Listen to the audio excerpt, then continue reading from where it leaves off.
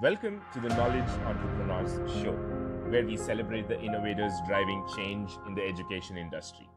At Edison OS, we've worked with over 500 knowledge entrepreneurs to turn their edtech ideas into profitable businesses. So, Osheen, welcome to the Knowledge Entrepreneur Show. Thank you so much for taking your time out to join me. Thank you for having me. It's my pleasure. Great. So, Osheen, before we get into the podcast, with the questions and all those things, I'd like to just talk a little bit about why we're doing this podcast show so that, both of us are aligned in the direction that we'll be talking for the next an hour or two. So, as the name says, right, it is a show dedicated to the knowledge entrepreneurs and people who are interested in entrepreneurship that surrounds education and knowledge. And we are a education technology company. Not that we teach. These days, people who are into education, they call themselves edtech company. Of course, they use technology to teach, but we build the technology behind that. So that's the kind of education technology company that we are. And all of our clients are into the education business, right? They are sharing knowledge in one way or the other. We thought, for all the people that are outside who are teaching for some other company, who are training for another academy, they might have their own ideas and they might want to do their own stuff, but they have no idea or they have no experience or knowledge to, understand what exactly is happening, what it is to run a knowledge company as opposed to teaching for a knowledge company. There are two different things.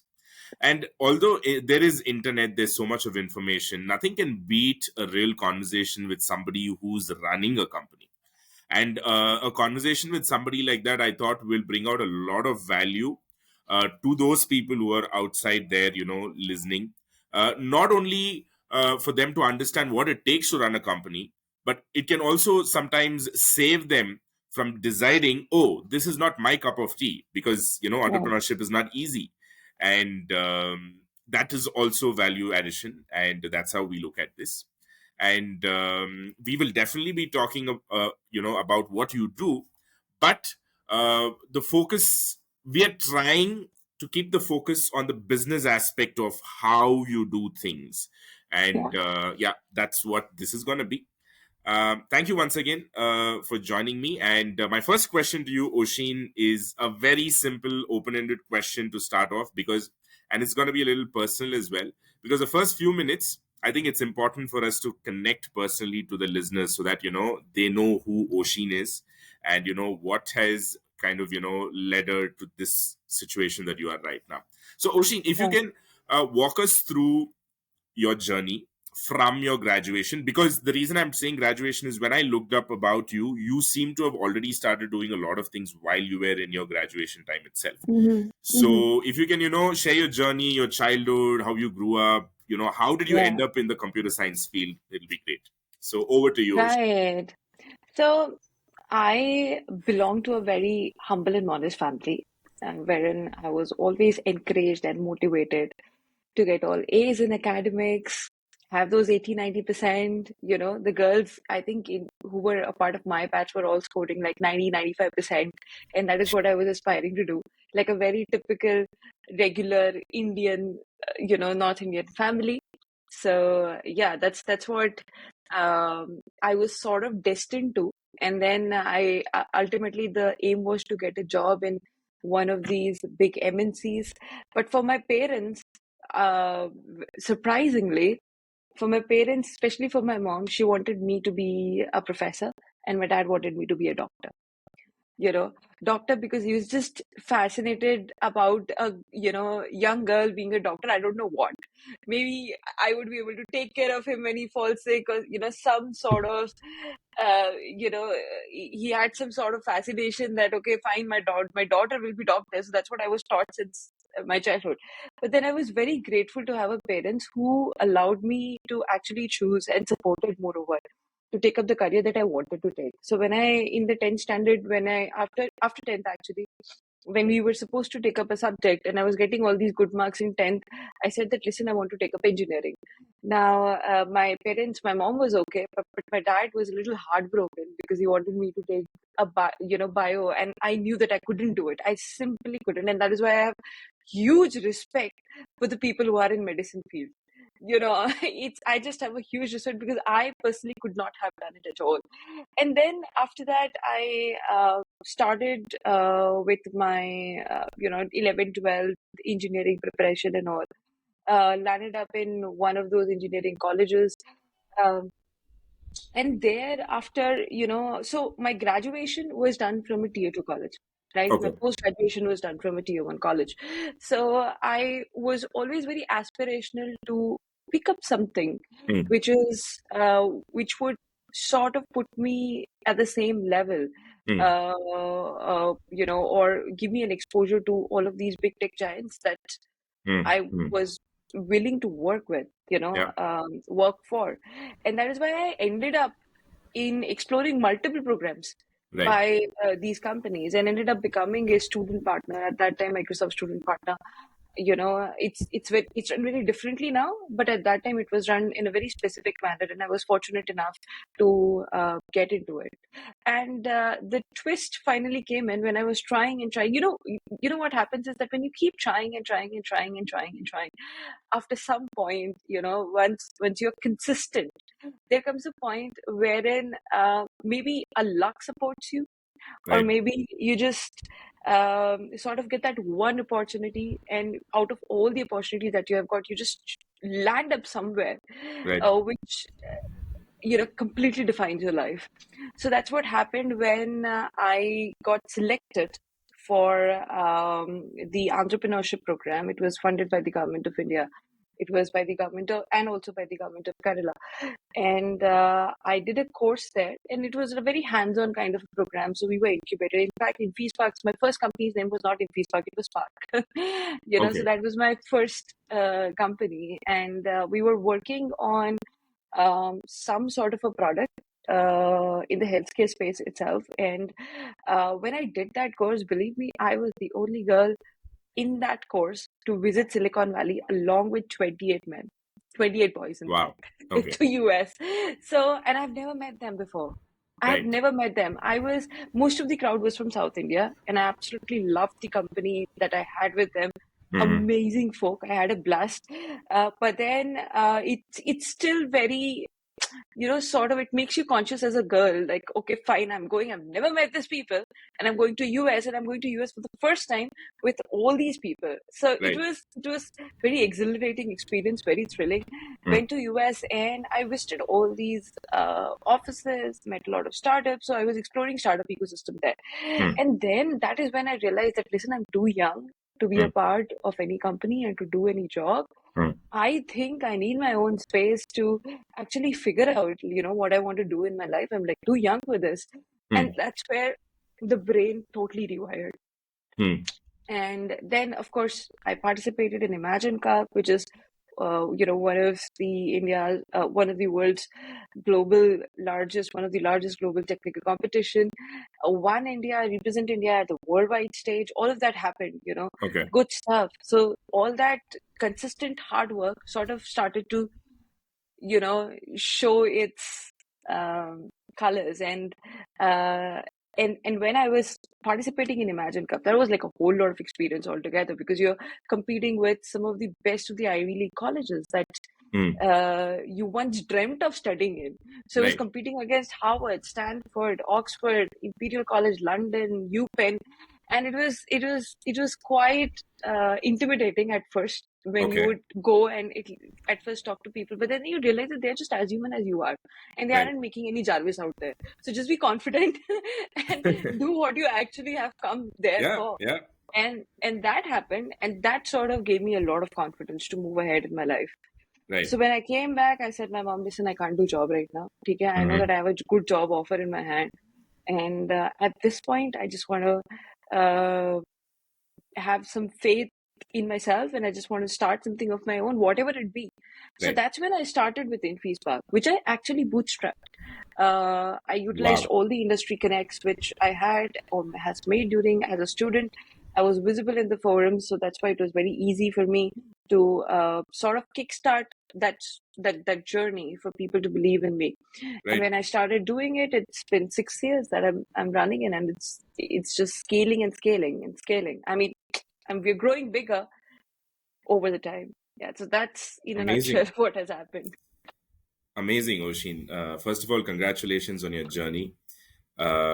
It's inspiring, definitely. But anyway, I'll keep that for the last. But I have a lot of questions from whatever you spoke so far. Very interesting stuff. So this is keeping in mind, a lot of listeners who might be having these questions as well. So I'm also thinking on behalf of them. So when you said along your journey you were a student partner with Microsoft, Yeah. my first question is, what is that all about? I did see your profile, and Mhm. I wanted to ask you, what is a student partner? And Mm. you said it was different back then and it's different now, Yeah. right? What are the differences, and how can it help students today? So it's a four-part question. I'm sorry for piling it up, but I can repeat the questions if you want. Yeah. So actually, I believe me, I owe my career to that program. Okay. Wow. Because the Okay. kind of exposure that I got Uh-huh. there at a very early stage, Mm-hmm. it's huge, and you don't just get it without talking to so many people or without being a part of that huge community.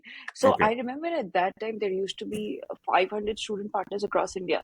And I know that sounds like a really huge number, but look at the number of engineering colleges in Yeah. India. At any point in time, we are at least 5,000 plus. Yeah. Okay, I'm not even counting the technical colleges or a polytechnic, just the engineering colleges. It's a huge number. Yeah. So there used to be these students who were chosen from different campuses, basis on their technical competency, communication, someone who is, outgoing, someone who can do the tech as well as, is quite outspoken. So as to learn about more Microsoft technologies, Oshin, um, sorry, I'm just going to interrupt here and there just for clarity purpose. So this is a program that you go and apply yourself, is it? yes, you go and you apply for yourself, right? Okay. So it's a competition. It's a huge competition, actually, Okay. to get into a program. At that time, yes, it still was, and I think it still is. During our times, mostly there was a community level structure wherein you would have some student partners leading certain chapters in these tier two and tier one cities, and over and above, as and when you move up the ladder, you sort of, connect with the Microsoft India team. There used to be a very specific India team to handle all of this.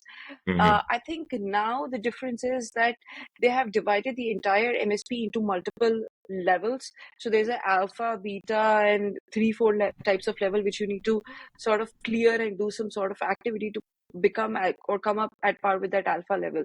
And then the privileges are according to those levels. Okay. During our time, when you became MSP, you got really cool stuff. You got, apart from goodies, by the way, we used to Right. get all the Microsoft software for free. So Wow. we had our Office 365 free per student partner. There were 5 licenses which were given to us for one Amazing. version.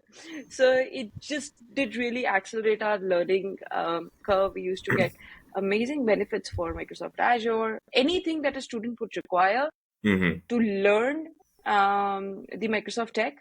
And actually, not just Microsoft tech. If you're good at tech and you need resources to deploy your projects, to take it live, they would help us with that and a lot of visibility. So I remember during my time, um, I interviewed, I think, the president of Microsoft India at that time when he was newly appointed. Mm-hmm. So a lot of exposure, right? So once Right. you are just out there, the opportunities keep on coming up, and they give maximum visibility to these students.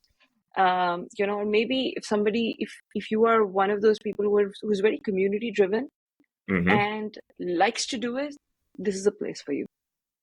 Okay. But what exactly do you do as a student partner? So as a student partner, we have sort of quarterly targets. There are Ah, some X number of workshops that we want to do. There are some X number of learning paths that we have to go through. There are some courses that we really have to do. There's some work that we have to submit at the end of every quarter. Okay, got it. so it sort of accelerates the personal growth. At Got that it. time, I remember during our times there used to be the MSP Summit, which used to be a prestigious event, and there are few MSPs which were all gathered together to share what all they have done over the years. which was the coolest event of the year at that time. I have lovely memories from that summit, certainly. Yeah. So Great. from the hometown that I belong to, I belong from Indore, and that Mhm. was one of the most happening community that has become the happening community over the years. At Okay. that time, we used to have Microsoft Technical Community. We would call the people from all across the city, do a lot of workshops. Every weekend was a workshop. Every weekend, there was something or the other which was going on. Yeah, so it sort of made our lives very happening rather than going to a boring engineering college and just, you know, And this was when you were doing your engineering, I was doing my engineering at that and time, yeah. it lasted all the 4 years where you were student So partner. I got in when I was in second year. Okay. So second, third, fourth. First year, you're just mostly figuring it out, what's going on, you Right. know? Right. Right. Yeah. And you So were that's like, this partner for like 3 years. yeah. Great, man. Great. And so, what happened after that? So, what was your next step? Once you finished your engineering, how did you leverage that? What are the best practices now for people who are listening, who might be thinking, okay, this is something that I want to do. Becoming a student partner is one thing, right? But then there are things that you need to do, things that you shouldn't be doing also. And how did you Yeah. use this to kind of get to where you are? How to leverage it in the best possible way. Right. So I have a lot of student partners, by the way, who have landed a job in Microsoft ecosystem. Okay. Mm, As a company when they were associated with Microsoft. I know a couple of them. mm, There are a lot of, over these years, consecutive Imagine Cup winners who mm. have, finally landed a job in the Microsoft ecosystem, because people do recognize them that, okay, it's a, one of the toughest competition that you have won it, well Right. respected, come for an interview, right? Mm, You mm. just need to like really really just apply, make good connects when you are in the partner Microsoft student partner ecosystem. Make connects with the people who can refer you later on, Got it. because of your work. I think that's something which is very of prime importance. But then with me, my journey was a little different, Mm-hmm. because instead of getting a job which I was offered, Mm-hmm. I took a leap of faith and started something of my own. Got it. But then there also I leveraged all the connects that I had in the industry, and that Okay. just sort of, in fact, Microsoft was one of my first clients, by the way, for Wow. InfiSpark. Okay. And they still are. We have been working for 6 years, and I'm totally, completely. It's an honor to work with them, and we that relationship with every passing day goes stronger with every collaboration that we do. I'm sure, Microsoft is a huge name, and I know people who work for Microsoft, and just as employees, I understand, how much pride they take. And as a partner, I'm sure, you have your own highs. So, Oshin, going back a little bit to again, how what you said about your story. I wanted to ask you another question. You told me about the Imagine Cup. So the Imagine Cup was also part of the MSP thing, or that's a separate So thing? yeah, Imagine Cup is an open competition. It's Okay. one of the largest. In fact, we call it Olympics of Technology competition for students. Okay. So it's one of the largest global competition because the prize money is huge. It's $100,000. Wow. It's Okay. actually $100,000 if you win it, and you as a student can apply for Imagine Cup. In fact, we just winded up semi-finals, I think, very recently, in February itself. So for next year, you can certainly tune in. The applications generally open up in November timeframe, Okay. and it gives you a different perspective. So it's not a one-time hackathon that you get into, and Hmm. 24 hours you have participated, and then you get the results. No, it's not like that. Once Okay. you're into the competition, it's a journey for 6 months. You are Oh, okay. into it. There are multiple levels you have to cross: India, online submissions, regional finals, semi-finals, India finals, and then you go at the worldwide levels, and you're still doing all of that: quarterfinals, semi-finals, world finals, It's a all of that 6 month again. competition. That's what you said. Yeah, and it's a Wow. competition between 118 countries, I guess. And you are the India winner, is it?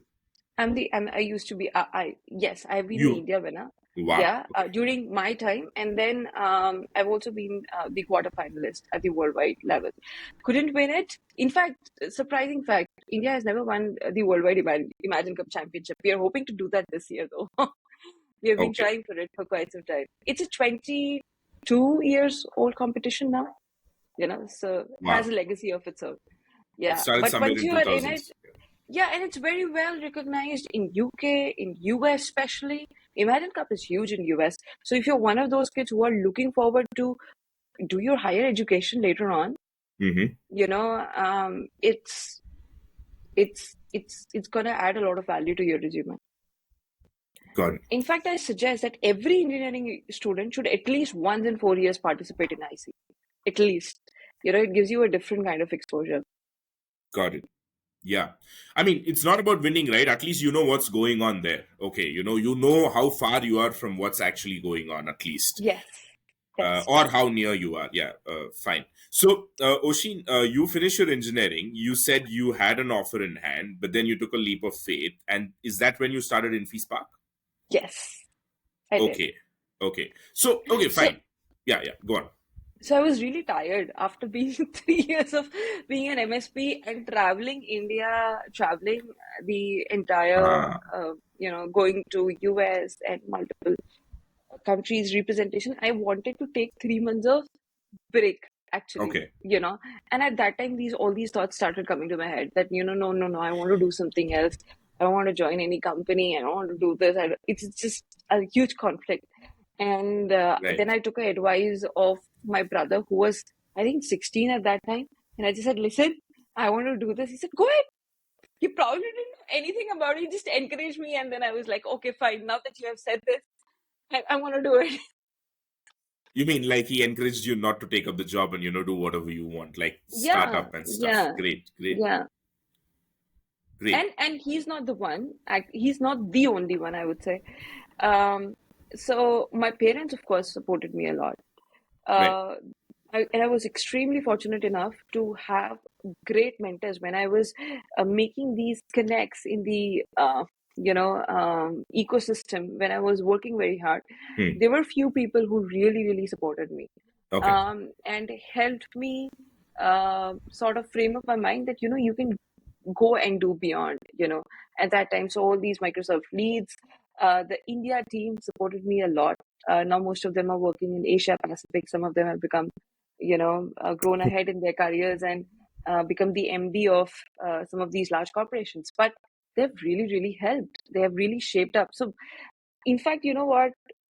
If I have to give you one advice, Mm-hmm. and if you ever get a chance to choose up between a mentor versus being in any one of these like um, tier one campuses or Ivy League campuses, I would always choose to choose to have a mentor, Right. because that really accelerates your growth. And there's one thing that I've realized, that if your mentor is not harsh on you, your career, your journey or your growth will be pretty constant like this.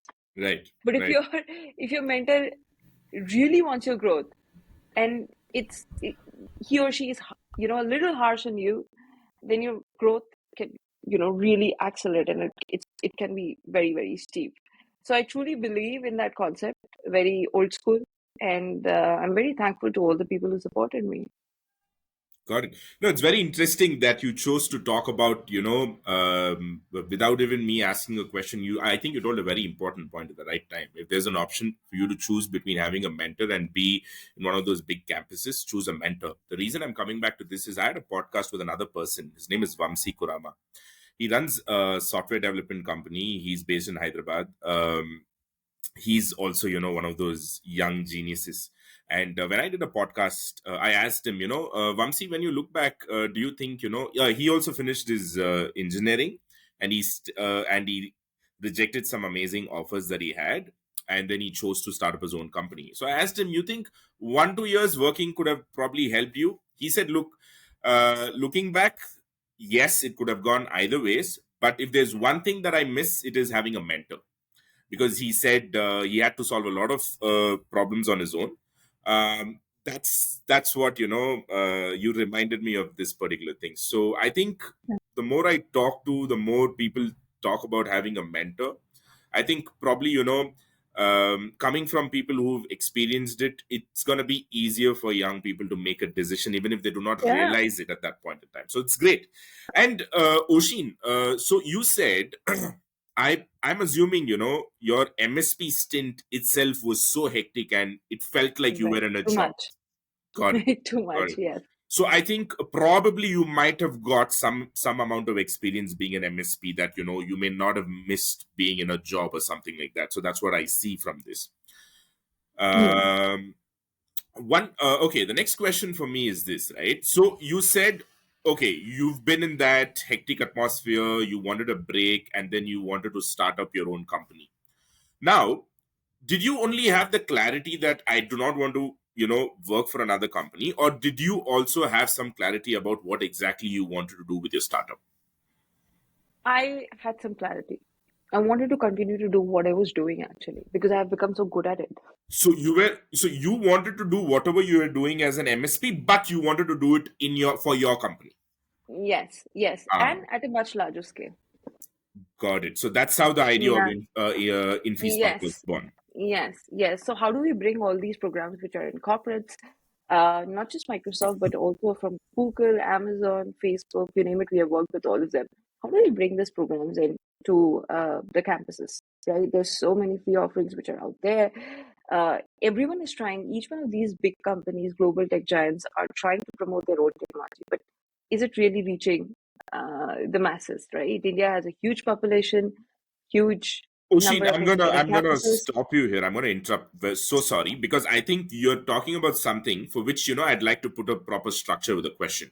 I Okay. think you can continue because that'll fall under that. So, what is InfiSpark and what do you do? What problems do you solve? So, right. So we at InfiSpark, we are trying to bridge a gap between industry and academia. That's sort of in a nutshell, which is also our tagline. So we work in partnership with corporates, Mm-hmm. universities, student communities, to empower the young students. And we try to bring in the programs from all of these big corporates into the university ecosystem of India, right? Trying to upskill youth. So we have sort of, divided ourselves, or most of the work that we do over the years, into one being very traditional, because of which InfiSpark was formed, and that to bring in most of these offerings to these students, and sort of digitally transforming these campuses. And then now, wherein when we see that there's a huge gap between, or skill gap between what is required in the industry versus what is there in the academia, we have also started to work with universities to directly upskill youth with a short, crisp 2 to 3 months sort of a program, and them making them employable, on what is there of the industry. Let's say, for example, cloud, AI, all of these technologies. So mostly these are the two main wings that we are working with. Because of also over and above, because of my very keen interest in the skilling ecosystem of India, and looking at, or because I've been very connected to the education, over these years. We have also from the last 2 years working very proactively in the CSR space as well, Okay. so as to uplift the students in the polytechnic colleges and the ITIs too. So yeah, mostly we do a lot in the skilling space, not very specific to very one use case, but we do a lot of work in the skilling space in multiple areas. Got it, Oshin. I'm just gonna, look at it from a business perspective, and I'm gonna like ask you some basic questions. I'm really trying to get the business model around this. That's the reason why I'm gonna ask you the next few questions. So you said InfiSpark is helping bridge the gap between corporate and academia. Perfect. I Right. think that's something that we've been needing from a long time, and you're doing it in the tech space. And I think we need this Yeah. for every industry out there because what Hmm. is being done in college is so different from what's being done in the company out there. Exactly. Yeah. So when you say you're bridging the gap, right? So you are taking programs that are already offered by these tech giants. Yes. Okay. And what is the value that you add here? So these corporates, Mhm. most of these corporates, they don't have the kind of bandwidth um, Mm. to run these programs by themselves. They're Okay. a small team of two, three, four, five people. Okay. There's even though there are large numbers on the table but then those large numbers are globally employed. the number of people who work in these big corporates. But Got when it. you talk about India teams or teams very specific to subsidiaries, Mm-hmm. there are very less number of people who are working there, right? So they work a lot in the concentric circle through partners like us, Mm. who can actually on ground deliver these programs, when it's needed to be done. So, for example, I'll give you an example. Yeah, yeah. Uh, uh, so we were one of the largest partners for implementation of Microsoft Teams during the pandemic times. Okay. Okay, so when the pandemic hit us, all the universities had to, switch to an online model. Right. Right. Right. And that is quite tough to do by your own because you're taking the whole universities, and the university sizes in India are 10,000, It's pretty 20,000, huge. 30,000. Yes. It's Yes. huge, right? It's a huge implementation that you're doing. It's like managing the entire corporate altogether, Right. and getting those people to use Teams as a platform, Mm-hmm. getting them to understand what your policy structure should be, and then finally digitally transforming the campus. That impossible for these corporates to do all by themselves, Mm. right? They need the tech support, they need the 24/7 help desk, they need workshops, a lot of workshops to Right. make people actually use it. Mm. So yeah, I mean, we have also designed multiple programs, not just very tech specific, but let's say this multiple student ambassador program, something that I was a part of. I started actually doing it for the corporates. So there's a possibility that if you're a part of these student partner programs, our company is the one who is running at the back end. So yeah, there's a possibility. Got it. Yeah. Great. So when you say you help them deliver the program, so you actually go and physically conduct a seminar sort of a thing, and you Yeah. transfer the knowledge to the students A out to Z. there. A Okay. to Z. So Okay. we work more like an extended arm of these corporates. Right. Got it. Okay. So we are like an extended family. Okay. Got it. We're just a part of your team, but except that we are a separate organization. So we customize a lot.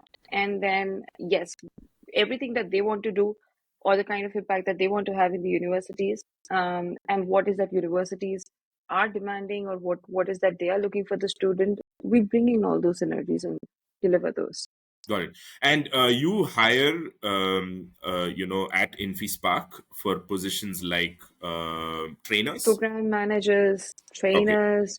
Okay. We at this point, so trainers, there are some which are full time. There are for very specific technology. We work on the freelancing basis as well.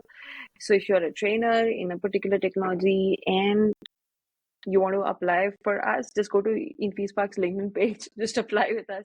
We would love Okay. to have you in our ecosystem. Yes. So of course, I mean, there's a basic structure of a company, Got it. multiple roles, but then a lot of them are program managers, assistant program managers, placement coordinators, because Hmm. we're doing that as well. Yeah. So these are some of the positions that we hire for. Great. And what's your team size at this point at InfiSpark? At this point, 25 plus and minus, Great. And roughly. do you have a territory within which you're supposed to operate when you're a partner with Microsoft and the other tech giants, or No, no? we work pan India. So we Okay, have delivered workshops in almost all the states of India, great. most of these And states. there Yeah. are also multiple companies like you who are doing the same thing. I would say exclusively the how broad we are. There are maybe less companies who are doing. There may be very niche in one space, or maybe some of them have become channel partners to sell most of the products. We are not really the channel partners. We are not interested in selling the products of these companies a lot, right? We Hmm. are helping them becoming an extended family. So yeah, we are pretty unique in our very own terms. But there are a couple of them which are kind of working in the similar domains. But then our clients love us because we do a lot of detailing and a lot of heavy lifting. And that comes because that's what I've learned all these years, to be very more detailed. The kind of work that I was doing as a student partner and very hands-on experience which I've had, that's the culture I've built in my team as well. And they all tend to follow it. So yeah. Great. And do you also help students with getting jobs in this process? Is that also a part of the thing that you do? Yes, for some students who enroll with us in the sort of detailed programs. which are Okay. actually paid programs, which we are doing with some universities. So they Hmm. go through these 2 to 3 months of short-term programs, Okay. and Hmm. then once they have completed, let's say 80% of Hmm. their um, course, that's when we help them with the job assistance as well. And believe me, there's ample of opportunities out there. You just need to be skilled. Right. I do get the requirement every now and then, for one thing or the other. But then there are not enough skilled people here Skilled people. to take Okay. this up. Sometimes I actually don't have enough good enough resumes to send when I get receive a requirement. To be honest, Okay. Requirements from these tech giants that you're working with. tech giants, not really tech giants. So, Hmm. um, working for these tech giants are very different, right? Because they hire from the top tier one campuses, or you need to be very extraordinary student if you Right. want to get there. Maybe an Imagine Cup winner or something. But then you don't realize as a student that there's an ample of opportunity when you work in the partner ecosystem of these companies as well. Ha. Okay, Got it. so let's say tomorrow you're working in Amazon, AWS, you have an aspiration going there, but then what you don't realize is that there are so many implementation partners for AWS, Right. who are implementing and helping a lot of startups like yours, you know, Right. maybe, to launch, and they need AWS experts. Mm. Every other company, which is every other website, every other software, every other SaaS product which is hosted on AWS needs people to manage it. So you have Right. to think beyond just getting into an Amazon and AWS. There's ample of opportunities out there, and if you stick to any one particular technology and you master it, you can get placed in any of these with any of these partners. They are in constant need, and these partners are hiring in bulk numbers, like really like huge numbers. So it's not that there's just one or two open positions, but for freshers, you can get a good package up to 6 lakh and above at the very beginning, which is quite rare in for the tier 2 campuses in India, It actually. is. Yeah. Great. So there are always, opportunities are always there. It's just that, students need to kind of skill themselves up to meet those requirements. Great. And just one more question about, students and the way you help them. So far, we've been talking about the tech side of youth training, but I'm sure you must have seen a lot of gap in communication skills as well. Some people go to the extent of saying that 30% is what is your tech skills, but 70% is all the other things of what makes you a well-rounded individual. So do you also offer help in that aspect of students Yes, and skills? in fact, it's needed. You know what? It's quite needed. And whenever we are working on these job assistants, on any programs that we do, on any of the programs I'm talking about, not just in InfiSpark, but UniSpark or She Loves Code, any program that we do, soft skill is one of those aspects where it's needed for you to dedicate at least 20 hours as somebody who's running a program, for these students, irrespective of whether they are what part of India are they coming in from, okay, or what sort of communication level that these students have. I strongly believe when we impart our soft skill trainings, we focus a lot on what is needed for you to be really interview ready. Okay, Right. Right. so, and this is something which I would recommend to all the students, that pay attention, rehearse some questions. You don't have to be a rote learner, but at least go through some sort of a mock interview, some sort of, you know, find or at least rehearse some sort of answers which are personalized to you. Got it. Okay, and when we take these soft skill or employability centric training, most of our sessions actually resolve on around resume building. Very, very important. Mm. What sort of photograph to have and what Right. selfie not to have, you know. Right. So I've seen students putting up weird selfies on their LinkedIn profile, on their resumes, which is not how it's supposed to be. There's one session which is specifically dedicated to what to wear, what should be your interview etiquettes, as a man how you should dress, as a woman how you should dress in an interview. Students who are coming fresh out of college are not aware of these etiquettes. So you know what, when they say like that 70% is actually your soft skills, it encompasses all of this, and Right. not just how fluently you can speak English. Got Okay. it. Got I it. hire candidate basis on how good their behavioral skills are, you Hmm. know. So if you are consistent and you're good at behavior, even though you don't have any X factor, I would still hire you because you're a reliable person for me. You know, how can you do all those projections in your interview? I feel that's very, very important. Prepare your self-elevating pitch. You know, when somebody asks you, tell me about yourself, um, you should be able to tell about yourself, Right. right? You know, and very basic questions, strengths, weaknesses, rehearse those. So we focus a lot on this. So it's like a very squeezed, 20 hours kind of a training in most of our programs where you get most of the information that you need for cracking an interview, right? And over and above, of course, when it comes to mostly English communication, that's a long-term bet.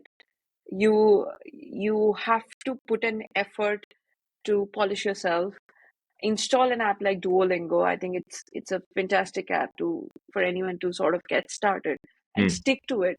Go up to the highest level possible, and you'll be good. You just put an effort. Got it, Oshin. So, Oshin, apart from all the things that you do for InfiSpark, I'm sure there's this one topic called revenue, and I'm sure as an entrepreneur, one of your eyesights is also on how to increase that revenue, right? Always. So, how do you go about doing that? So what are your plans, or how do you acquire more projects? Or let's say, for example, if one of your businesses is getting more students to enroll into your courses, how do you go about doing that? So, um, number one, the one thing definitely is good work and good work and good work. With InfiSpark, I've been very lucky enough to always have less number of people working on the amount of projects that we have had, right? Right, right, So instead of focusing, and I'm telling you, instead of focusing a lot on marketing, a lot on spending a lot of money in the a lot of marketing activities that we are doing there, self boasting about it, your work should say a lot. So if you're doing your work with a lot of honesty right, and you're visible in the ecosystem where you're supposed to be, being there, at the right time, and just being helpful. I think kindness is very much underrated in the business, right? So right. every time my clients come up and ask me on, I'm stuck here, can you help me with this? We try to become their left hand. Honestly, we try to help them as much as possible, whether it's a part of scope of project or not. We do that. Got it. So I think I've hardly never had any conversation with any of our clients talking about this was not a part of the project. I think I've never used that phrase in all these 6 years in my life, and I'm very proud of it. And Wow. so is my team. And if you sort of achieve that, it it's very easy to bootstrap and sort of self view. Okay. Hmm. Hmm. But then as an entrepreneur, you also have to think about a lot about sustainability and scalability. Right, Okay. And that is where, like I told you in the beginning, I come from a pretty modest family, a very humble background. And I didn't want to end up as an entrepreneur, struggling very hard for the years and, in the end, giving it up, right. just because, or I would have been successful, who knows? But then I sort of chose a safe bet. Hmm. Like more, for me, it was more of a right way to do the business rather than chasing another round of funding. Got you it. know so I started my journey very old school, started with the services business so Hmm. that I become financially stable. Hmm. My company at any point in time has a run through for x number of months, minimum 6 months, 1 year, and Amazing. then over the time, uh, build on something which is more scalable and sustainable. And so after all these years gaining the experience in the education industry, I started to work on my new initiative, which is already launched and running, and it's called a She Loves Code. She It's loves very code. close to my heart, I'm coming to that. and yeah, so that's where. So that would be one um, area that I'll be focusing a lot on in the next 2 to 3 years. Yeah.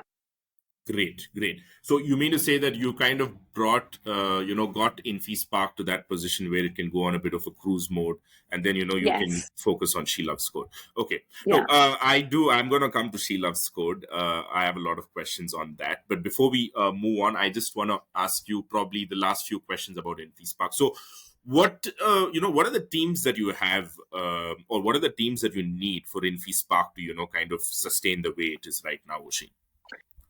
Teams, as in teams, In the for sense, do you example, have a sales and marketing team? yeah, Do you have an HR team? multiple departments. Yeah, the Yes. So departments. I think one of the largest blunders, I would say, Yeah. that I did during my business journey was Mm-hmm. I didn't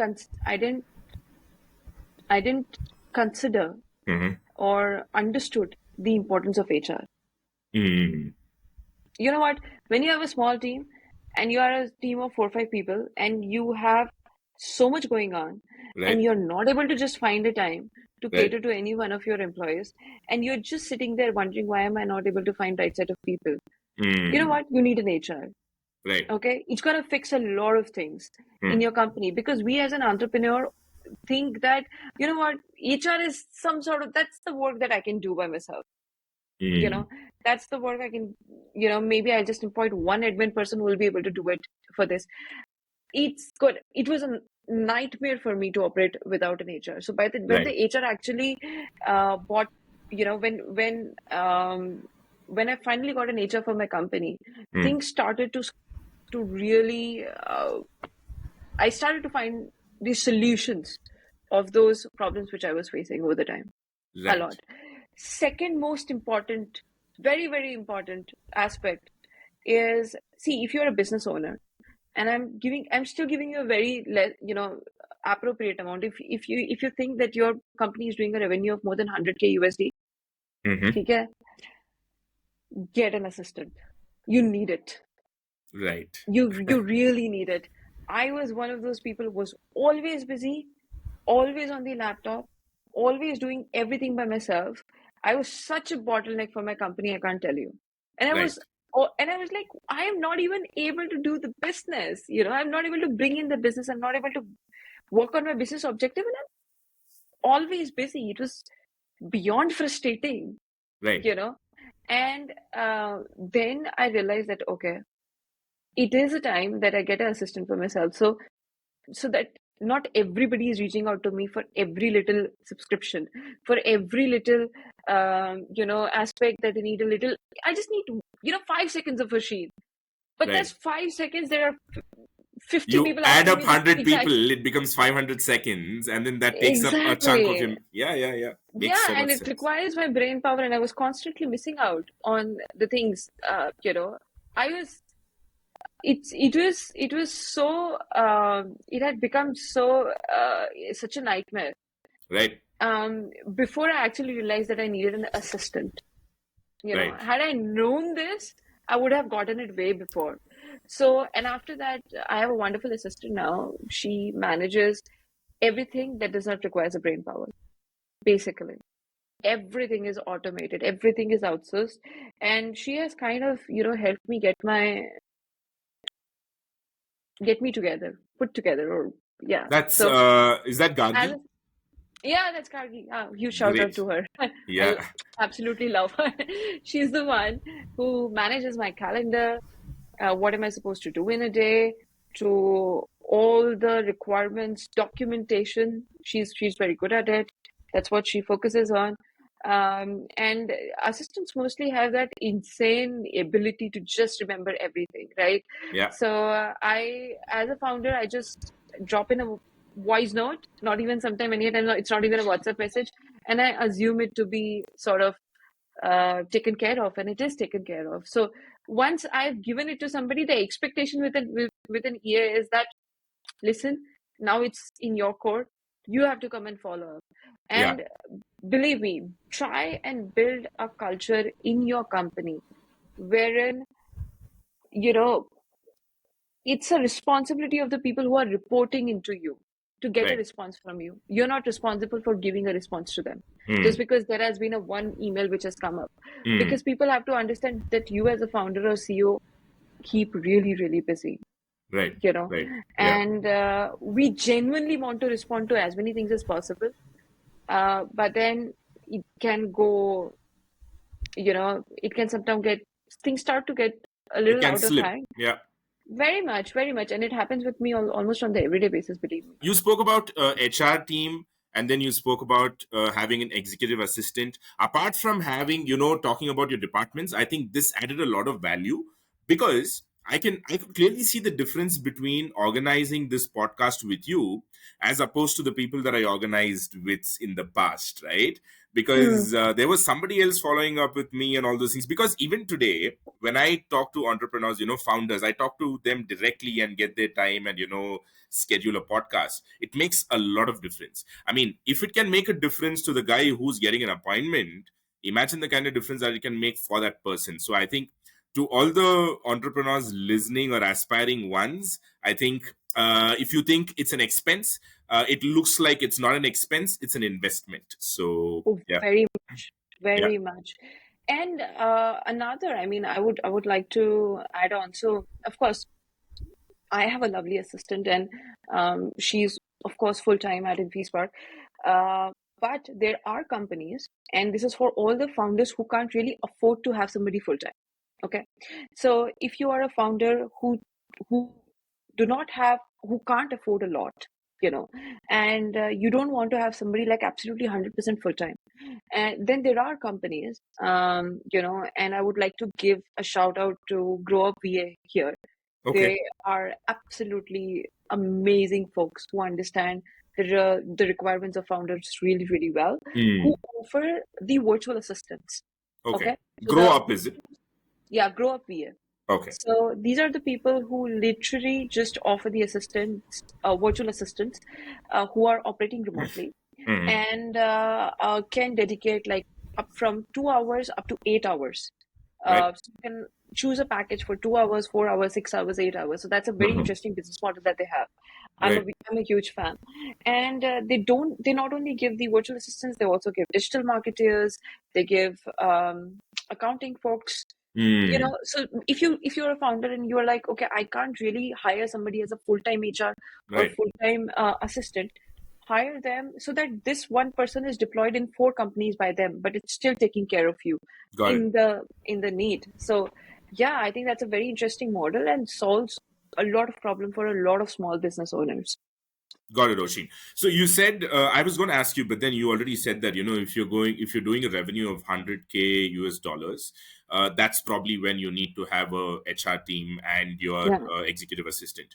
Would you also have a number?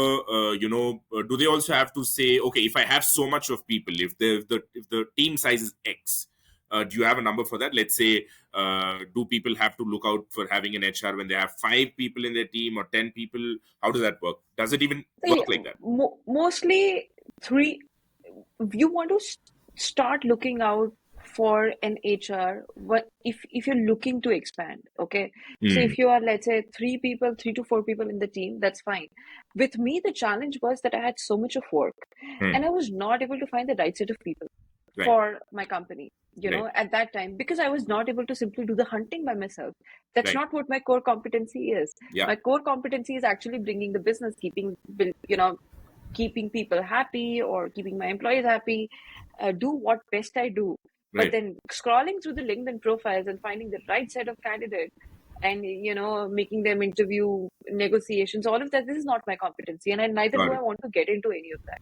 So if you're looking that, listen, my company needs people, and if you're thinking and you have that amount of work actually wherein you want to scale from 4 to 10 to 20 to 30, you certainly do need HR. If you're not able to do it, then this is your answer probably. Got it. Great. That was very insightful, Oshin. And what are the other departments you have apart from HR and the executive assistant Of that you course, have? you need a separate accounting department Hmm. for accounting and Do you have compliance. in-house or do you outsource it? Outsourced. Okay. Outsourced. Great. Outsourced as a founders, as a small big business owners, I'm telling you, outsource as much as possible. Hmm. Okay. So that when you want to shrink your team size because of very in tough times, let's say COVID, or you're not getting another chunk of funding, you're able to scale down really easily. Okay. So you want to have some core people in your team. Right. Try to work on a hybrid model if it's possible. And there are companies who are doing that. There are startups who are literally doing that. The other day I received an email. I don't remember the name of a company who was reaching out to me because they wanted to leverage teens, 13 to 18 years of teens, Okay. to help you get an outreach for more people. Fantastic Wow. model. Why wouldn't I go for them? It's an outreach model. So it's up to you. As a founder, you want to be really, really smart. Work on a hybrid model if you can. If you don't want to, if you think that you won't be able to sustain this for a long time, work on the contractual basis with the people. And there will be people who will be happy to contribute. Just need to figure out the right way what you Okay. need. And that's an accounting team. And what about the sales and marketing? Is that all you? It's mostly me, and I have another sort of business executive with me who works. There are two of them, and they work very closely with me. So the first call of the day I have is with them. Because Right. this is the mistake that I realized, that I was doing everything else except actually building the business, because I had before my HR and my EA and all of that. So whenever these people reach out, my assistant has a very clear understanding that if there's a need for the call, the time slot at first will be given to these people. Priority is them. Right. Priority is very much there. You need to have a very solid delegation system. Very, Great. very solid. Needed. Much needed. And you know what? That ain't getting developed over the night. You have to spend a lot of time. You have to train your people. As a Right. founder, you will have to put in that, 6 to 8 months of effort. So to get it sort of moving, and it's going to be different for everyone else.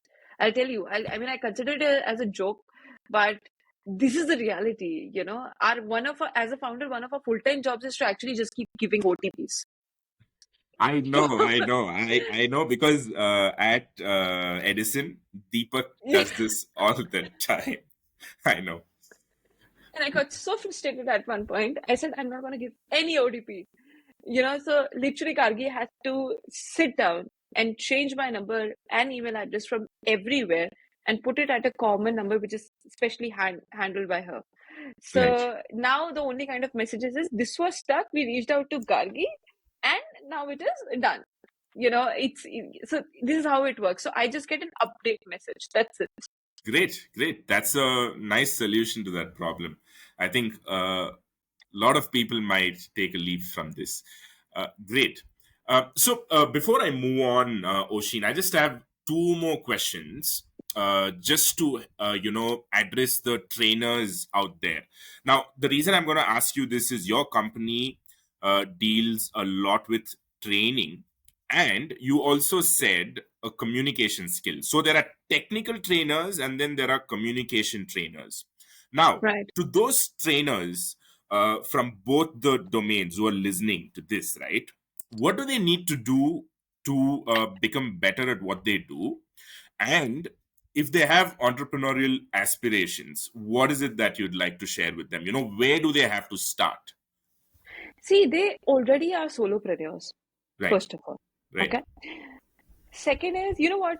In this particular ecosystem, let me tell you, of course, it matters that how good you're connecting with the audience and your training skill. But let me tell you, the market is so saturated, almost a lot of trainers are good at what they do. Okay. Right. They have the experience, they have been teaching in corporates, in universities, and they're good at what they do. They have the required set of certifications. All of that is there. But you know what really makes us work with a particular trainer? And even though we have a pool of these 200 plus trainers, at any point in time to pick and choose for specific technologies, but then there are some set of people who work with us on the freelancer basis, and we repeatedly keep working with them. They are the first set of people that we reach out to. You know why? Because they are very much customer centric. Right. I think it is that quality of customer centricity in the trainer ecosystem, let me tell you, I feel is completely missing. And I'm telling you after, working in this for years. and having been a trainer by myself when I started with InfiSpark, Hmm. I'm telling you, the customer centricity is totally missing. Hmm. You need to, as a trainer, have some of the basic things in place. Right. And I think that will take you a long way. Right. So I think the other day only I was watching this video of Akshay Kumar, Okay. and in fact, surprisingly, I was also, I mean, you not surprisingly, coincidentally, I Okay. had also attended the Hindustan Summit in which he was speaking that people work with me just because I come on time and the project will get Right. completed, Right. right? Right. So that's the kind of discipline and image, reputation that he has built over the years. If you can get that right, it will make everyone work with you over and over again. Brilliant. That's just the reality. And trainers are not able to cater to that, Oh my God. Okay. unfortunately, most of them. So, as a training, you need to realize that what is that I can offer over and above, Hmm. Hmm. Hmm. right? You should not be centric around, okay, I'm just being paid some X number of dollars per hour basis. I'll come, I'll do my job, and I'll get over. Got it. you know just be aware that, okay, what is your participants are going through? Are they able to actually learn? Are you able to offer and support even after that 2 hours of session? Have you given an additional notes, some sort of a structure for participants to go through? Right. And we as a company have to go and ask all of this to them, that Right. provide this. Why should we be doing it? That's something that you excel in. That's what you do for the living. So you should have these tick marks already up in place Right. already, Right. and be open to take up feedback. Hmm. I think somebody who is starting up new, Hmm. please be open to take up feedback. Got it. Okay. Most of the trainers are not. Hmm. So for, let's say, for a particular topic that you try to teach, let's Hmm. say soft skills. Okay. Hmm. Okay, soft skill is a very big agenda, but even if you take up a tech skill, Right. I'm saying, any skill, that skill really well as a trainer. Right. Okay. But then your audience is different, could be different. There are so many pay after placement initiatives who want the students to be placed. So Right. they would want you to teach that particular skill in a particular manner to these students so that they get placed. Okay. Right. When you're when you're training the same a different kind of audience, let's say in corporates, you're imparting that skill so that that particular audience can further go ahead and build a product. Right. Okay, these are two separate audiences. Right. So when your employer comes and asks you for such differences, don't be offensive about it. Hmm. We are not pointing out to your trainings. We are not Hmm. pointing out your capabilities. We It's your just want you to need. customize. It's need, right? Right. And somehow most of the trainers are not able to cater to this. Unfortunately, in this um, scenario, over the times what I've worked with them, they just don't have the basics right. No, I'm glad. I'm glad I asked this question, Osheen, because when you started off saying that what the market is saturated. A lot of trainers are really good at what they do, but then you ended up giving a lot of constructive feedback where trainers can kind of reflect on, and there seems to be a lot of areas for them to kind of address and get better at. So yeah, I think this is a great, insightful Yeah, feedback. yeah. And I'm telling you, for example, in India, I'm telling you, the way we as a company work, or this is a very small business nitty-gritty, but I face it on the everyday basis. And that's where, that's why I want to bring it up for whoever is listening and whoever is interested in this field. Right. Have patience, okay? Hmm. So we as InfiSpark, I'm very proud to say that because we are bootstrapped and we are cash-rich company, we have never defaulted on any of our payments. Right. Over these years, because we built the structure very slowly and sustainably, Right. right? And but for us as a company, when we sort of clear the payments of all these vendors that we have, and we have hundreds of them, Right. okay, we really don't want to work with somebody who is literally breathing down our neck and not patient enough to receive the payment. So a 30 days in India, 60 days, in fact, is a very standard payment terms, 30 to Okay. 60 days. After the job has It's, been done by the trainer. yes, after you submit the invoice. Okay, got Okay. it. Got it. Right. So let's say a trainer submits, on, let's say on 15th of February, the training is done. Mhm. If you have raised the invoice on 30th of February, then you wait, sorry, 28th of February, then you wait for another 1 month for it to be cleared without following it up on every single day, Got it. And there are invoice guidelines that every company has, Hmm. which it seems like getting really into the nitty-gritty of the business, but this is a challenge out there. This Got it. really is a challenge, huge challenge with the trainers. So that, you know, reliability तो एक अपने आप में question है ही, but I would say understanding and trusting the processes, right? That is also somewhere I feel is quite missing in India. Accepting that this is how this ecosystem works as far as the trainer thing is concerned. Yeah. Yeah, Got it. Got it. you work with any corporate, Right. okay?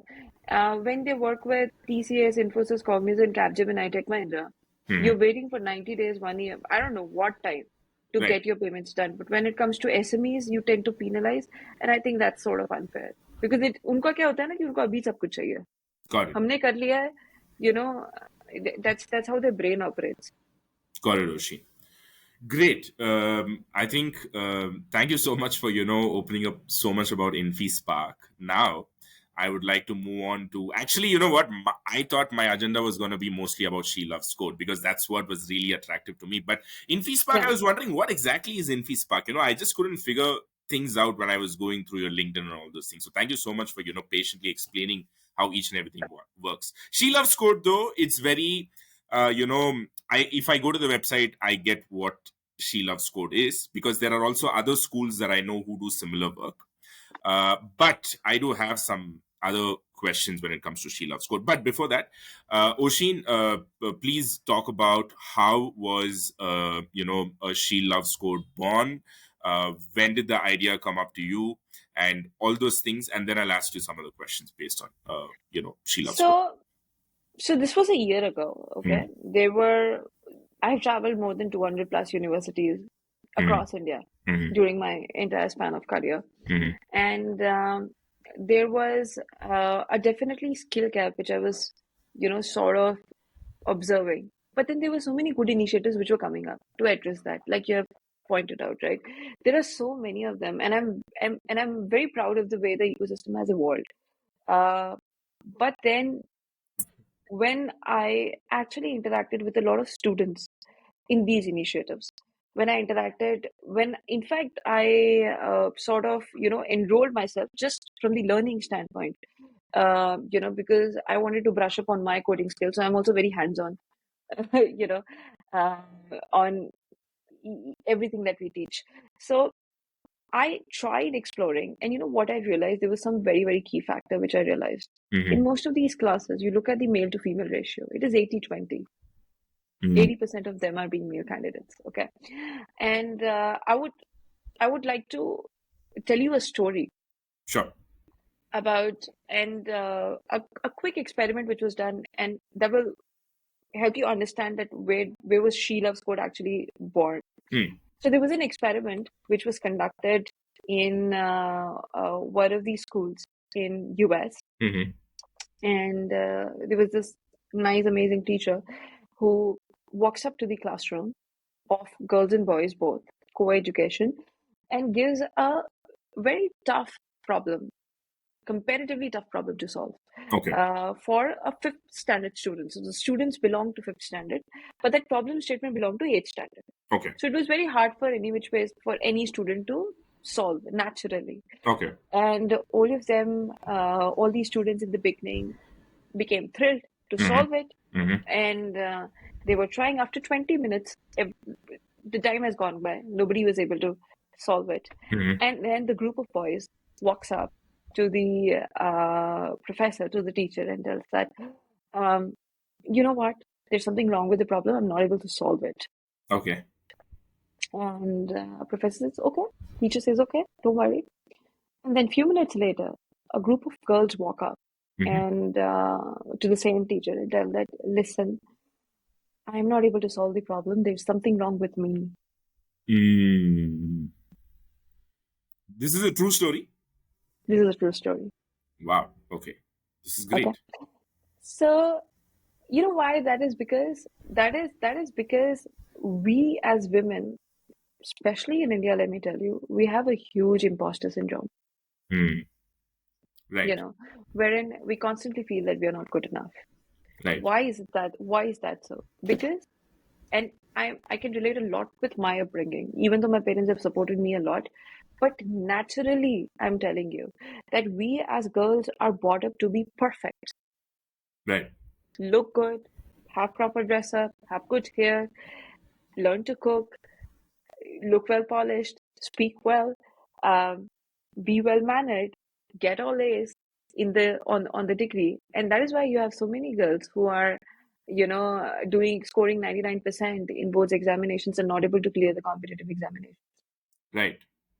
You know, so all of that, and that is because we are raising our girls to be more perfectionist. We should be raising them to be brave, Right. like the same way that we are doing to our boys. Right. You know, if tomorrow if your son, falls walking, you'll just stand there and say, get up on your own. Yeah, dust it off, walk again. That's how you're gonna treat your son. Right. On the other hand, the daughter falls. Oh no, no, no, my bacha, my baby. Where did it hurt? Did it leave the mark? You know, that's the regular approach. Even till date, my father does not allows me to go up and open the door of my, whenever he's around. He's the Right. one who will first reach out if somebody knocking at the door. He's the one who's going to reach out first. These Right. are very subtle, um, ways in which perfectionism is sort of incorporated in the life of a woman. Right. So it sort of prohibits us to actually speak up Right. in general, Right. you know, and probably that's the reason that only 20% of coders are actually female in India. Mm. 20%. 20%. And I'm talking about all the ITES combined. Okay. I'm talking about TCS, Capgemini, Tech Mahindra, Infosys, Wipro, all Okay. of them. Okay. Yeah. So it's huge. That the difference is huge. Yeah. And that is where I felt that there is definitely a need to form some sort of a student community for women, Hmm. which is operating on a similar initiatives like this. Right. And that is where She Loves Code was born. And as a woman, if you ask me, you put me in the women-centric community, or you put me with a group of women, I instantly feel comfortable.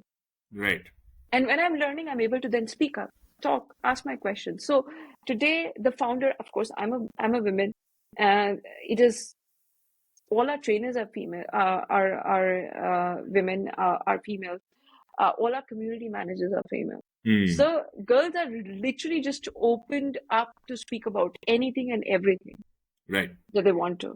Right. The kind of challenges that they face. Some of them are literally just cooking rotis and attending our classes, in the evening because they want to feed their brothers and husbands and who not, right? So they have their own set of challenges. So it Right. is also for the women who want to redefine their careers, who want to, start from the very basic, get into a tech space, want to restart their career after maternity leave Right. or a career gap, all of that. So yeah, yeah. I felt that there was a need, and this is certainly not possible in an environment where 80% of audience is actually women. Got it, Oshin. This is great. I wish you all the very best. I'm sure, it's Thank gonna you. like support a lot of women out there. And I hope, the 20% increases and then eventually it comes to 50%. Why not even more? Um, Oshin, you spoke about the concept of, She Loves Code and why it was started and stuff. Now, as a business, what are your offerings? For those who are listening, what does She Loves Code offer? So it's India's first coding bootcamp for women, which is also a pay after placement initiative. Right. So we train you for 6 months, Mm. primarily on full stack development. At this point, we are looking at launching another flavor of this course in cloud computing in the Hmm. coming, uh, probably in 2023. You Hmm. know, so for we train you for on full stack development for 6 months.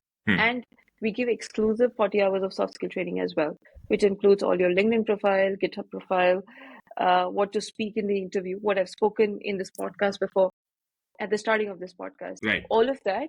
And then we place you in a company with minimum of 4.5 lakhs of package. Once you have been placed, you can pay us with small monthly installments. In a nutshell, that is what it is. Wonderful. Uh, Great. I think, I hope people kind of But only for realize. women. Only for women, Yeah, women. Yeah, I hope women specifically. out there, realize what a huge opportunity this is, because they don't have to spend a single rupee. They just have to put in their time and effort. And then, after they get a job, that too, you're saying a part of it can be Minimum. repaid. 15, Yeah. 20% is what I heard. You also spoke about this in another interview. Osheen, when you said you train, is this trainer led or is it self paced courses? It's all live. It's trainer led. Okay. And we have classes every evening, 7 to 9 p.m. Okay. for you to come in our classes. I do not believe a lot in self-paced courses. Mm-hmm. Reason is very simple. We have all reached our saturation levels. Right. And if you look into the demographics, really, you will understand that only 7% of courses worldwide online are actually getting completed, which are self-paced, right? Right. And which is, a huge gap. Right. Right. So अगर self paced courses चल रहे होते तो पूरा India skilled हो चुका होता अभी तक, Correct. Correct. because Correct. there is way too much information out there, Yeah. in my Yeah. opinion. Yeah. It's all instructor led. We teach you everything live. We give you daily assignments, something or the other small to work on. You do a project with us. So by the time you actually complete your 6 months course, you already have 2 projects which you have built by yourself. Yeah. So आपका जो एक portfolio होता है वो Mm-hmm. भी during the course बन जाता है. Mm. So अगर आपको you want to tomorrow go ahead and take up your job and you're like, I don't have an experience, I'm just a fresher, this portfolio is going to help you get one. Got it. Got it, Osheen. And what is the eligibility? Is there any age limit? What are the prerequisites? Can you walk us through that?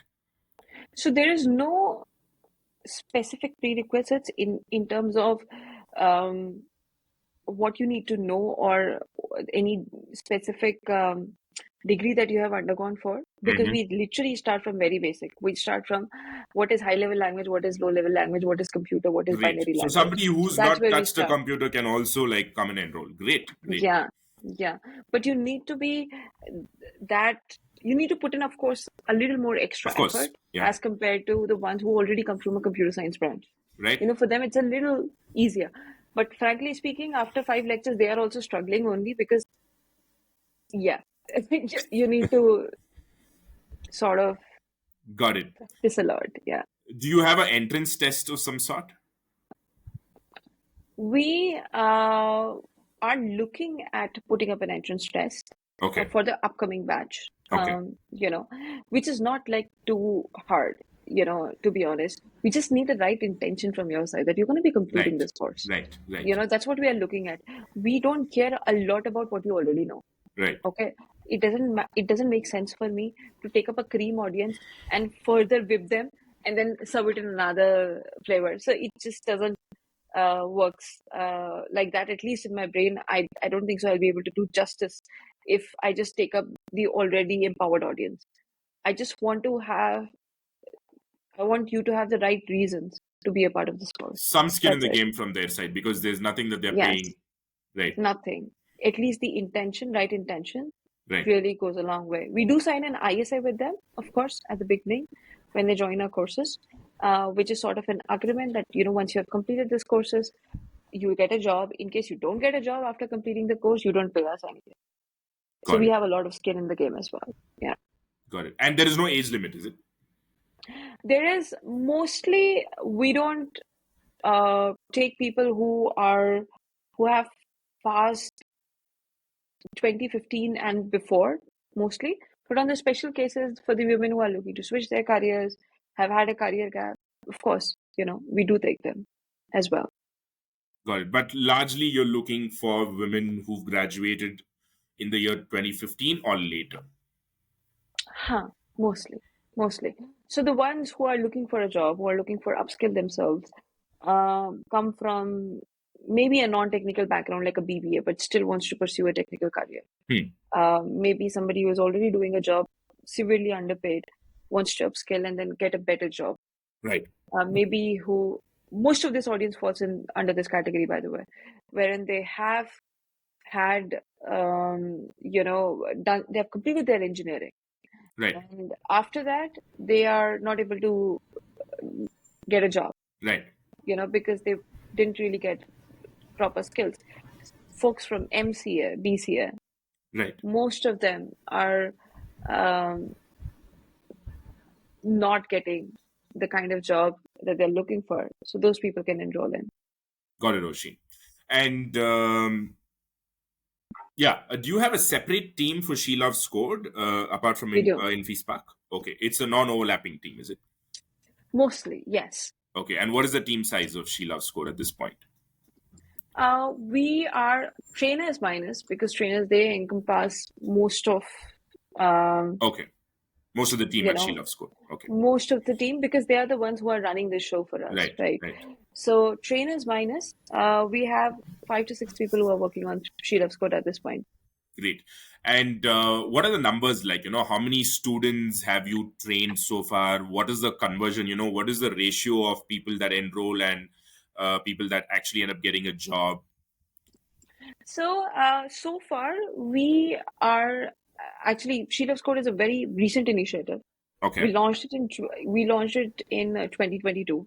Okay. That is just last year. Okay. So this is our first batch, which is currently ongoing. Oh, so we received 800 plus applications for this, but we enrolled only 20 of them to begin with, actually. Okay. Very selectively, which is the audience which we felt had a right sort of an intent. Correct. To be a part. A lot of them come from the rural parts of Maharashtra, from different parts of, country, and are trying to build their careers. Some from MCA, BCA, that sort of background.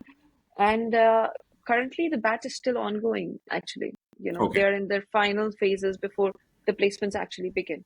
We are gearing up for the batch too, but yes, of course, you know what? We do have certain set of advantage, however, in the placement, if I have to tell you. Most of the companies today have a lot of focus on diversity. Right. Okay, in terms of hiring the candidates, especially in the tech domain. So we get that sort of slight advantage, So even before starting She Loves Code, I did speak with a lot of recruiters, that what is that they are missing.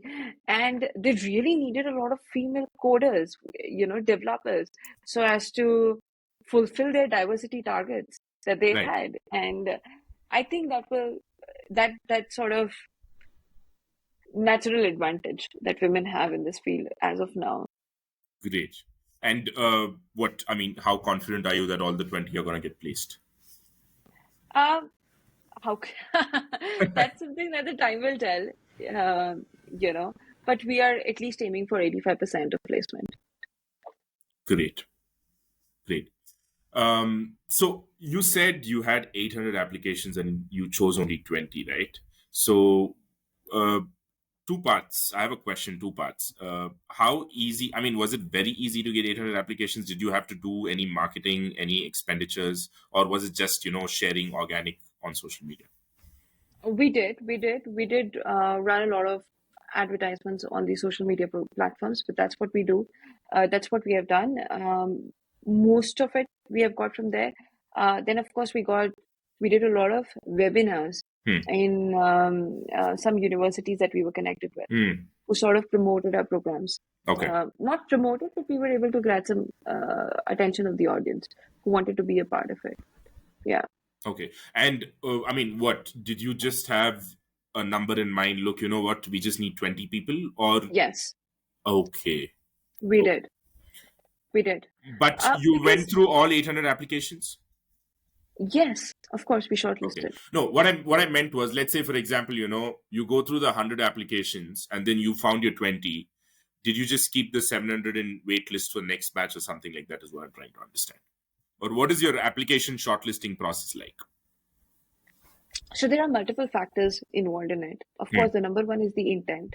So, of course, the way that you fill up your application or the way that you're reaching out, we tend to sort of assess that what is the sincerity level of the candidate, if they're Right. willing to sort of complete the program.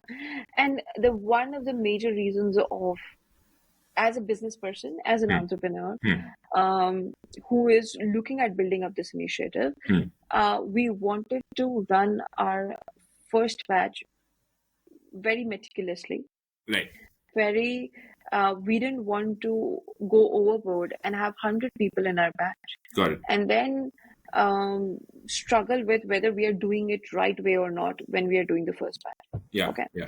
so there has been a lot of learnings, and I think that was a very good decision that we took to keep the batch size small, Hmm. so that we are able to interact with each of these students at 1:1 level Right. and understand what is working best for us and what is working, what is that is not working for us.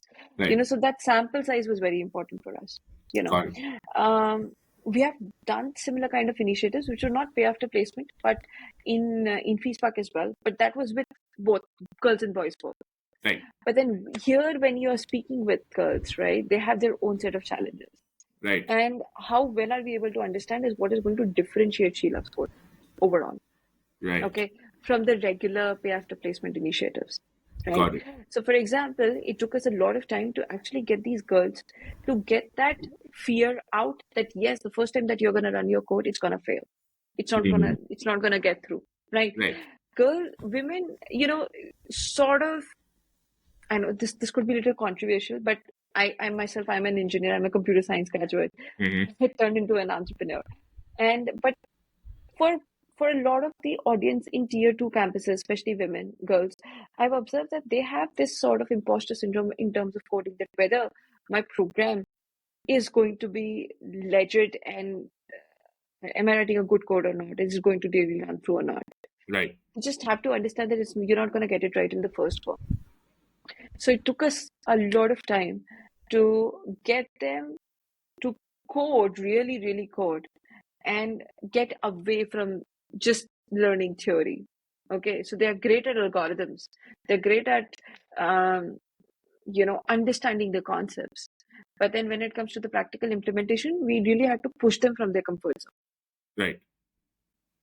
you know so we sort of, for the coming up programs, at first we started with introduction to programming, then data structures, algorithm, front end, back end, and a little bit of system design. This is mostly our curriculum. Okay. But then as in when we have worked with these kids, Hmm. we realized that we should actually take up data structures algorithm at the last for Hmm. most of these candidates. Can we do intro to programming and then front end and back end, Hmm. sort of to begin with?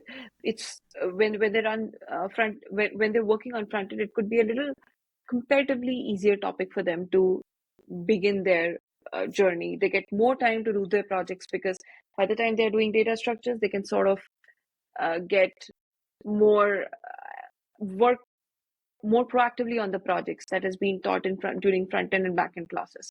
So all these learnings are something that you get once you have run the program. Got it. It's it You just can't get that feedback just like that, talking to the Right. students, talking to just the audience. You have to commit certain mistakes to be able to, Yeah. actually identify that what is going to work out. Got it. Yeah. Got it, Osheen. Um, Osheen, this, I'd like to ask you this question from a different perspective. Now we've spoken about your business and the stuff that you do, a lot of things. But now, um, not that, this is of utmost focus or importance, but just for the benefit of some of the women that might be listening to this. Now, you as a woman entrepreneur, right? Um, there are a lot of women out there who may not be aware of what are the special initiatives that are out there. It could be government, it could be private, but can you share some of the things that are available which you feel women aren't leveraging enough? So okay, now there's so many programs which are out there. There is Right. Grace Hopper's conference. There is, there are programs which are run by a lot of these corporates. Right.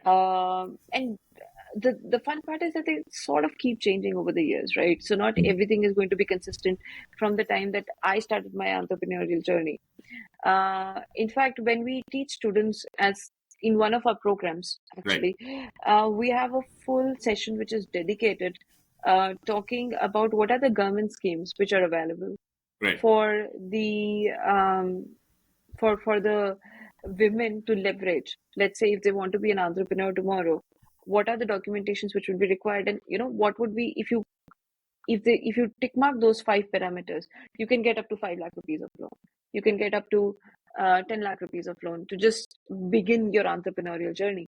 And it can be a nano entrepreneurship as well. It need not be something huge that you're going after, but something, very as basic um, as basic as opening up a bakery of your own. Wow. You know, Okay. Hmm. if you don't come from that sort of a privileged background that I come from, Hmm. and you are there at in the small place or district in Maharashtra or Andhra Pradesh, and you want to sort of self-sustain and become independent, Right. there are a lot of schemes which are available from the government of India. Now, I haven't personally leveraged those because I started my business a lot more bootstrapped. But then a little bit of Google search will help you. Certainly, there are out there, especially for women available. Yeah. Of course, yeah. Probably it wasn't fair on me to ask you, fair on you to be asked that, what are the programs? I would rather, rephrase that question. What would you ask women to do to kind of find these things? Google search obviously is one of the things, but I think maybe, visiting these websites, do they have a special section like, say, these tech giants or, the private corporations? Do they have, you said they're looking for diversity. If you have to simply say how to leverage that particular aspect, is there anything special that women need to do, or just Huh. focus on skills and go ahead? That's probably where I I'll was trying to come from. Yeah, so I'll certainly, answer that question. The obvious Google search looks like an obvious option, but I think so to be successful in your life, you need to be an excellent researcher. That's Right. my philosophy, Right. and I also researching is also my superpower. At Right. least what my team says. Right. So, to be able to dig into things and figure out. I personally feel, and because I'm running a lot of these programs in these corporates, not every initiative deserves, I wouldn't say deserve or requires a website. Hmm. Hmm. Hmm. Okay. So there's a possibility that there is something out there which doesn't have its website of its own. Right. Not every initiative requires a press release, Right. because press release is one of the hardest thing to get done from when you are working with extremely litigious organizations. Hmm. So not everything is just going to be available for you to explore with a simple Google search. Right. What you want to do, however, is Hmm. you want to go on LinkedIn, Hmm. and ये मेरा philosophy है, LinkedIn पे सबको प्रसाद मिलता है. So you will probably be able to find answer to most of your questions if you scroll your LinkedIn properly, if you're following the right set of Right people. people. Right. You Right. know, if there is one particular company that you tomorrow want to work with, Hmm. or if you feel that this is a foundation which is more of a women centric, then just follow one or two folks who could be leading that sort of initiatives for you. Got it. And believe me, they keep on posting a lot Right. on these initiatives that, let's say they opened up a innovation center somewhere, they center of excellence is somewhere, conducted a particular workshop, they are inviting people to participate in their competitions. And so that there goes a lot Right. on LinkedIn, and Right. that's the place that you need to be Got it. able to explore. Not everything has, a website of their own, Right. right? Right. Because to get it done for these corporates, for every little initiative that they do, it's still going to cost them a lot of effort, right? Social media is the platform that they particularly use Hmm. and leverage, Hmm. and you need to be on the same page with that. Got it. Great, Oshin. I think I'd like to conclude this podcast by asking one question. What is your goal? Where do you see She Loves Code, say, down the line, 3 to 5 years down the line? do you have a I have vision? a 10 years. I have more like a 7-year Please, vision yeah. I for didn't that. want to If not like 5 years, okay, because I think 5 years would be a little less. But we are aiming at building 10,000 female developer workforce for India. That's amazing. what In our 7 years. by 2030. Yes, that's what the idea is. Amazing. You're at 20 now, and you're looking at an 85% conversion rate. So that's somewhere about 16, and Uh, you are aiming at 10,000. Amazing. 10,000. Yes. I wish you all the best. So we'll increase our batch sizes coming in the coming, Of course, yeah. batches. That's how it's going to be. We're looking at partnering with a lot of universities as well over these Right, years to make right. this kind of a success, and Hmm. let's see how it goes. No, the reason I specifically spelled it out is just nice. Okay, from 16 to 10,000, That's Uh, like a huge. yeah, it's really inspiring and motivating also to kind of, look Thank forward to that you. kind of a number. Osheen, it was a pleasure talking to you. Thank you so much for sharing so much information. It was nothing short of great talking to you. And you know what? I'd love to get back to you probably when you have 100 people, 100 women developers. That could be a good Why not? milestone for us to have another podcast. Absolutely. I'm just looking, forward to that.